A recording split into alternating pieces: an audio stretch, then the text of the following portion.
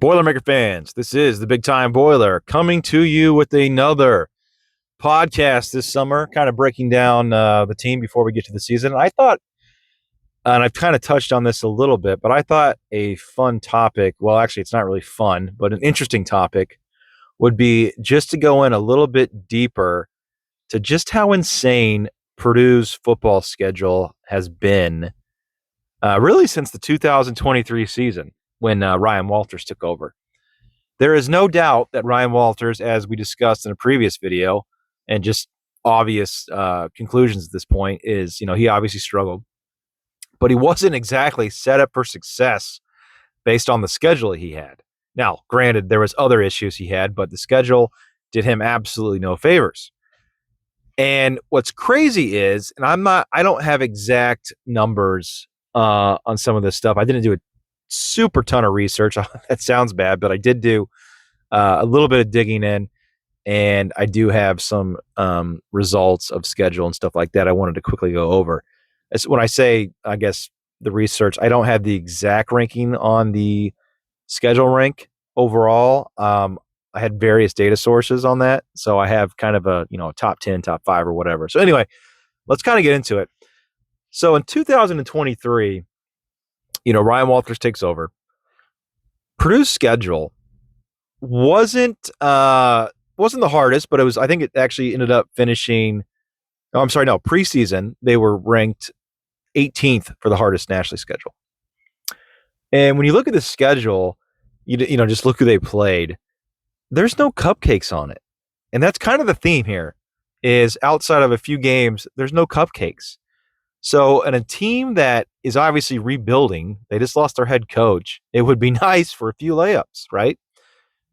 Well, Ryan Walters' first game's against Fresno State.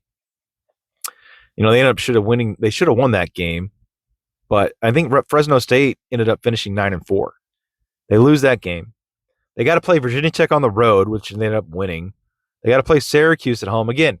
Not the hardest games they maybe should have won, but again, where's like the Eastern Illinois? Where's the Western Kentucky? Those kind of teams, right? Or a MAC team, Miami, Ohio, even. Where's like the non-P4 teams? And Fresno State, obviously, but that's a pretty darn good team, a P5 team. And they got to play Ohio State that year. They had to play Michigan that year. Again, kind of a theme. And then moving on to 2024, and actually, Ryan Walters should have finished 5-7, not 4-8, but he did because they lost to Fresno State. But that's actually honestly wasn't the worst year for Ryan Walters, and that's why a lot of us thought in 2024 there was a decent shot of momentum that they were going to be much improved in a bowl game. When I say much improved, a bowl game would be on the horizon, right? Well, here's the thing. Is the 2024 schedule was absolutely loaded. Ridiculous. I think this is like the number 3 hardest. It finished at number 3 hardest schedule in the country. I mean, they played 5 teams that finished with 11 wins. Oh, I'm sorry. No. I'm sorry. That's right. Sorry, I'm looking at 2 different things here. Yes, in 2024, they finished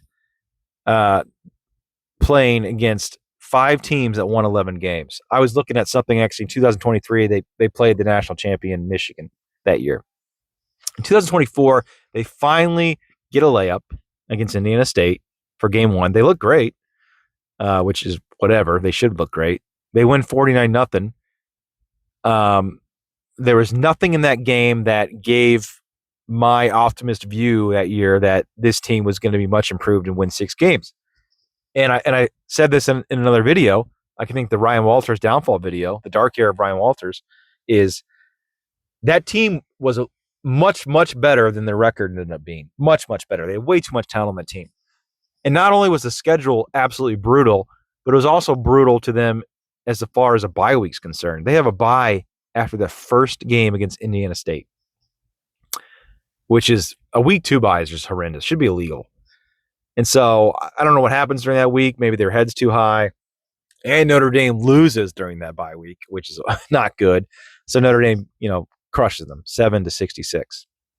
Then you got to recover from that pounding you just took and you got to go at Oregon State. You got to fly halfway across the country to go play Oregon State. Like, come on. And they obviously lose that game 21-38. Didn't play very good in that game. But then on that schedule, you got Illinois, who finished up 10-3, which actually Purdue almost dang near beat.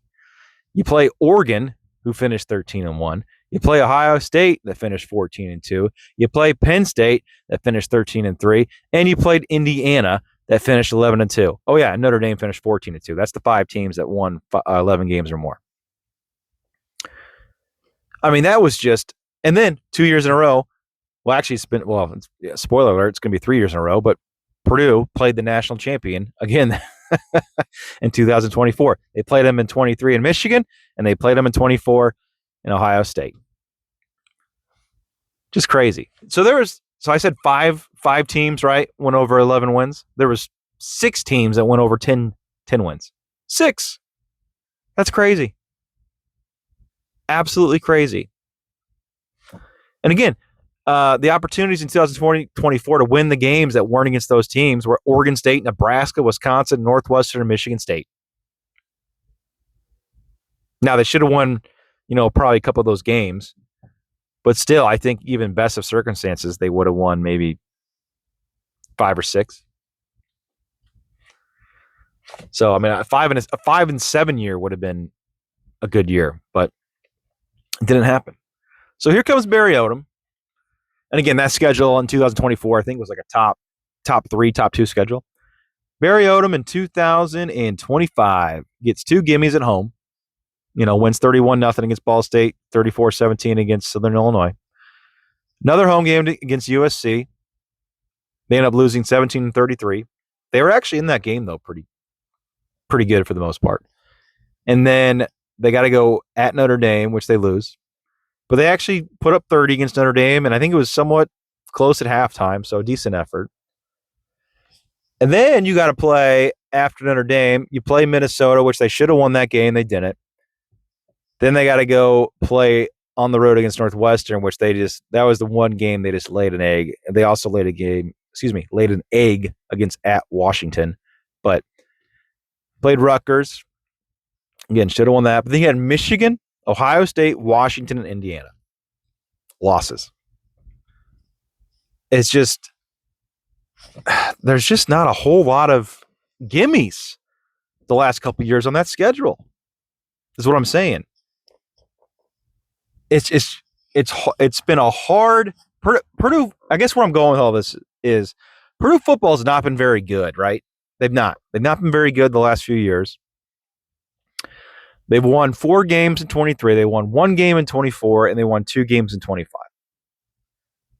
Now, all things considered, we've talked about this before, and I'm a firm believer Purdue should have won 4 games last year. They should have beat Minnesota, and they should have beat Rutgers.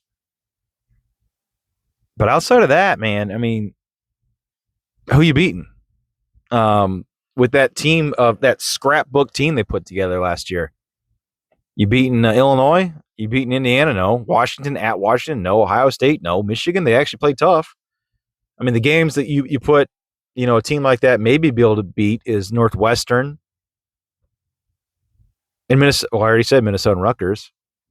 So yeah, best case again 5-7, which I think is kind of what I had said last year. I said, really, I think it's going to be very hard for Barry Odom to get a bowl game in 25, especially with the roster he had. At best, I thought maybe you beat Minnesota, Northwestern, Rutgers, and then maybe Illinois. And would that be 6? That would be 6, wouldn't it? Minnesota, Northwestern. Yeah, that would have been 6. That would have been your path to a bowl game. Would have been beating Minnesota, Northwestern, Rutgers, and Illinois, which I thought they weren't going to beat Illinois because Illinois was, very good that year. So I thought 5-7, best case. Because I didn't think they'd beat Michigan. They wouldn't beat Ohio State. They probably weren't going to beat at Washington. Notre Dame, no. USC, no. So where am I getting at something like this? So where I'm also going with this is I wanted to kind of make a second part to this, but let me finish up the wrap up of this part. Is I think I made it a point now is Purdue's had some talent deficiencies, obviously, but they have also had zero help absolutely zero help when it comes to the schedule. I mean, wouldn't it have been great? Let's just say Barry Odom, right? Let's say Barry, instead of and the Big Ten schedule is what it is, I guess, right? So Barry, again, should have won 4 games last year. He didn't do it. I guess really the only thing you can say about that is, I wish Notre Dame wasn't on that schedule. Instead of Notre Dame, it would have been like, again, Eastern Kentucky, another layup. Like Purdue could have really used 3 gimmies last year. Or even like, I would rather have Oregon State than Notre Dame. But really, if you are going to have a schedule like this, I will say at least you have 2 gimmies on it in Ball State and Southern Illinois, and then in Notre Dame. So if you want to keep Notre Dame on the schedule, fine, but you better have 2 absolute layups or very close to layups, pull up easy shots against the 2 other non-conference teams. And then here's the problem in 2026. You have a layup in Indiana State, but then you got Wake Forest, who is not a layup, and probably I would say, they won 9 games last year, but that is a what is that? A 50-50 game, I guess. I would say, yeah, 50-50 toss-up game. Now, they won 9 games last year, but I guess the second part I wanted to say with this is Wake Forest at 9-4 last year, to me, is a bit of a paper tiger. A bit. Their strength of schedule ranked 68th. 68th. They play Kennesaw State. They won 10-9, folks. 10-9 they won. They beat Western Carolina FCS team. They lose to NC State by 10. They lose. NC State was 8-5. They lose to Georgia Tech, a 7-6 team, by 1. They beat Virginia Tech, a 6-7 team, by 7 points. They win at Oregon State by 25. Oregon State was 5-7. They did beat SMU. Their best, I think, was their best win. They beat SMU by 1 point, 13-12. They get crushed by Florida State, 7-42. They beat Virginia, 16-9. They beat North Carolina, who wasn't very good. They killed Delaware, and then they lose to Duke, and they beat Mississippi State. Wow. This says Florida State went 10-3, which that is not true at all. So I think some of the stuff I'm getting here is not correctly. Hopefully those records are not the records. The scores are correct, but I'm almost positive that most of that's correct. But where I'm getting at here is the fact that I wish Purdue had a schedule. Well, what if Purdue had this schedule, right? Let's talk about that. What if Purdue had this schedule? Purdue plays Kennesaw State, they win. Western Carolina, they win. NC State, they probably lose. I don't know. Georgia Tech, Virginia Tech, Oregon State. Let's say I think Purdue probably wins 2 of those games. They'd probably get beat by SMU, at Florida State, at Virginia. Probably beat North Carolina. Delaware win. I mean, Purdue's winning 6 games with that schedule. See where I'm getting at? So someone's like, well, Wake Forest won 9 games last year. Well, yeah, with that schedule, that was ranked 68th. I think Purdue's schedule was like, again, top 10. It's just the scheduling. I'm kind of rambling at this point, but the scheduling makes such a difference. It really does. And this year, finally, Purdue's schedule is a little bit more manageable when it comes to the Big Ten slate, right? Again, you play Indiana State, then you play Wake Forest at home, at least, but then you got to go on the road to UCLA, which is not an easy game by any means, but it's not murderer's row either. You got Notre Dame, that's probably a loss. So is there a chance Purdue can go 3-1 in the first 4? Maybe. I would take 2-2, but I mean 3-1 is not off the board. Then you got to play at Illinois, Illinois obviously breaking in a new quarterback. I don't think they're going to be crushing it this year per se. Home against Minnesota. Home against Washington on a Friday. Now, that's going to be a tough game, but if Purdue is improved, I see no reason why they can't win that. Let me rephrase. I see no reason why they can't be competitive and maybe even come out with an upset that game. And they got to bye. They got to play at Penn State. It's probably a loss. Home against Maryland. They should be able to win that game. At Iowa, probably a loss. At home against Wisconsin. And then at IU. So if you really look at it, I mean, there's a way you can get to 6 wins there. If Purdue is improved and they're just average. There's a lot of 50-50 games on the schedule. So anyway, I just wanted to kind of do a deep dive. I don't know if this is helpful or not. Purdue's obviously been not good the last few years, but some of that is due to that schedule just being ludicrous. Even if Purdue would have had a decent team, let's say they actually did have a team that was, well, actually they did have a team that was better than 2023, but if Purdue had a decently coached team, how about that? If Purdue has the same players and had good coaches in 24, at best, they're still not going to win any of those 6 games against maybe Illinois, but 6 of those teams won 10 games. So at best, maybe a 5-7 record would have been on the table. It's just crazy. It's just crazy. So anyway, I just wanted to talk about that. Purdue's schedule has been doing them no favors going forward. They needed to schedule 2 gimmies, and if they want to schedule 1 P4 game, whatever. But do you guys want Notre Dame still on the schedule? I'm curious about that. Let me know in the comments. Is Notre Dame worthy of sticking around? Anyway, I've rambled enough.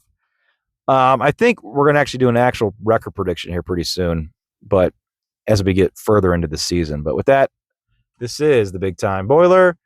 Hope you have a blessed day. Boiler up, and God bless.